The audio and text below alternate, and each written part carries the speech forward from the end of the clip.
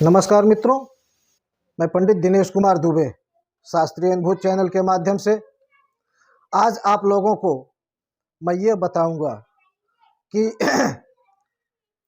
आदमी, प्रत्येक व्यक्ति जो कुछ करता है, नहीं करता है, फिर भी पाप का भागी बनता है। कैसे बनता है? एक आदमी है, ज़्यादा बुराई करता है, वो सुखी रहता है। एक आदमी बुराई नहीं करता है, पूजा पाठ करता है, धर्म कर्म करता है, फिर भी तकलीफ में रहता है। कारण क्या है? आज उस विषय पर हम आप सबको बताने जा रहे हैं। देखिए, हर इंसान चाहे जो भी हो, हम जो भी बुरा काम करते हैं उसका फल तो हमको भोगना ही पड़ता है। हम जो अच्छा काम करते हैं, अगर ये हम सोच के चलें कि हम ये अच्छा काम कर रहे हैं और इसके बदले हमारा बुरा काम खत्म हो जाए, ऐसा नहीं होता है। बुरा काम का फल आपको भोगना पड़ेगा, अच्छे काम का फल आपको भोगना पड़ेगा। लेकिन दूसरे की बुराई जब हम करते हैं, तब हम दूसरे का कृत्य अपने सर ले लेते हैं। ये बहुत बड़ी खासियत है।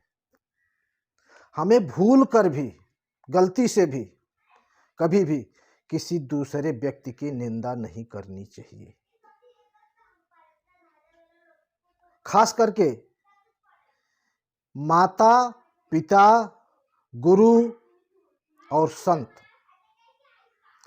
आप यदि इनकी निंदा करते हैं, इनकी पीठ पीछे चुगली करते हैं, इनके साथ गलत व्यवहार करते हैं, पीठ पीछे इनकी बुराई करते हैं, तब आप समझ लीजिए कि आपका जन्मों तक उद्धार नहीं होगा।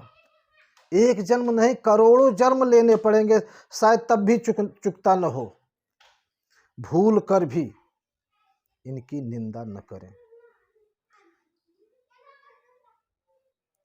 अब आज हम आपको ये बताएंगे कि हम दूसरे की बुराई कैसे लेते हैं, कारण क्या है। बुरा करने वाला व्यक्ति आज हम आपको समझाने जा रहे हैं। देखिए, ये व्यक्ति एक ए है, ये व्यक्ति बी है। ये व्यक्ति जो है, ये बहुत बुरा आदमी है।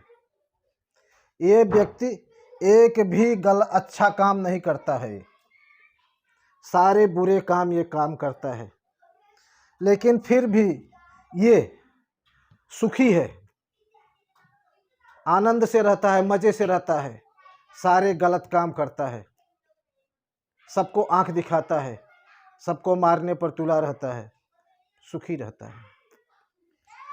ये व्यक्ति एक भी गलत काम नहीं करता है, धर्म कर्म शास्त्रार्थ पूजा पाठ सब करता है, फिर भी दुखी रहता है, फिर भी परेशान रहता है। आखिर ऐसा क्यों? इसका कारण क्या है? इसका कारण हम आपको बता रहे हैं। ये व्यक्ति गलत काम करता है, ये व्यक्ति अच्छा काम करता है। ये व्यक्ति करता क्या है? ए, उदाहरण के लिए हम इसका नाम चलो रामू रख देते हैं। रामू रामू करता क्या है कि पीठ पीछे श्यामू की, ये इसका नाम हम श्यामू रख दे रहे हैं, पीठ पीछे श्यामू की बुराई करता है।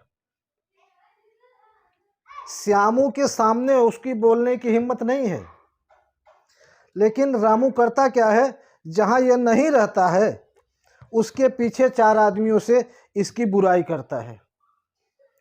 अब होता क्या है कि इसके जितने भी बुरे काम हैं सब इसके खाते में ट्रांसफर हो जाते हैं। ये सत्य है। इसके जितने भी बुरे काम हैं वो सब इसके खाते में ट्रांसफर हो जाएंगे। अब ये रामू जो है अपना तो भोगता ही है कर्म, प्लस श्यामू का भी कर्म अपने सर ले लेता है। तो जब ये श्यामू का कर्म अपने सर ले लेगा तो वो खाली हो जाएगा, ये जीरो हो जाएगा। ये मजा करेगा ना, इसके पास कुछ नहीं बचेगा। क्यों नहीं बचेगा? क्योंकि इसका कर्म आप अपने सर ले रहे हैं, पीठ पीछे बुराई करके, इसकी बुराई करके इसका कर्म जो है आप अपने सर ले रहे हैं। ये सबसे बड़ा लॉजिक है। इसलिए मैं कहता हूं कि आप किसी की बुराई मत कीजिए, पीठ पीछे किसी की निंदा मत कीजिए, पीठ पीछे किसी की चुगली मत कीजिए। आप अगर ऐसा करेंगे तो उसके कर्म आप में ट्रांसफर होते जाएंगे और आप अपना तो भोग ही रहे हैं प्लस उसका भी भोगेंगे। वो व्यक्ति खाली हो जाएगा और मजे करेगा।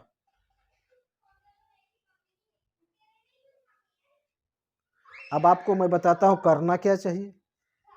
आपको करना यह है, मान लीजिए रामू अच्छा काम करता है, रामू अच्छा काम किसी से बताए न कि मैंने ये अच्छा काम किया। अगर रामू अच्छा काम करके ये 10 आदमियों से बता दे रहा है कि भाई हमने बहुत अच्छा काम किया, ये किया, हुआ क्या? वो वितरित हो गया, सब में थोड़ा थोड़ा, जिसने जिसने सुना सब में वितरित हो गया, उसका फल सबको मिल जाएगा। और अगर रामू गलत काम करता है तो सबसे छुपा के रखता है, उसका दंड इसको मिलेगा। करना क्या चाहिए कि रामू अच्छा काम करे, किसी को न बताए। अगर रामू गलत काम करता है तो 10 आदमियों से बता दे कि भाई हमसे ऐसी गलती हो गई, तो जितने लोग सुनेंगे वो सब उसके पाप के सहभागी हो जाएंगे। लेकिन हम ऐसा करते नहीं हैं। हम करते क्या हैं? ये रामू जो भी गलत काम करता है, अगर 10 आदमियों से बताता है उस चीज को, तो वितरित हो जाता है,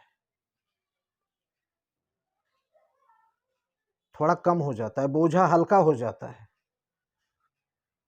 तो साथियों, मेरे कहने का मतलब यह है कि भूल कर भी हमको किसी की निंदा या चुगली नहीं करनी चाहिए। अगर ऐसा हम करते हैं तो उसके कर्म के हम भागी हो जाते हैं।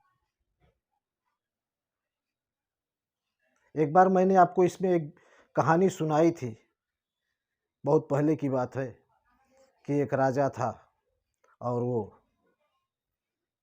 ब्राह्मणों को भोजन कराता था। संयोग से एक दिन 100 ब्राह्मणों को निमंत्रण किया और हलवाई नीचे दूध बना रहा था, उसमें खीर बना रहा था, ऐसे उबल रही थी, और ऊपर से चील जो है एक सांप को पकड़े हुए चली जा रही थी।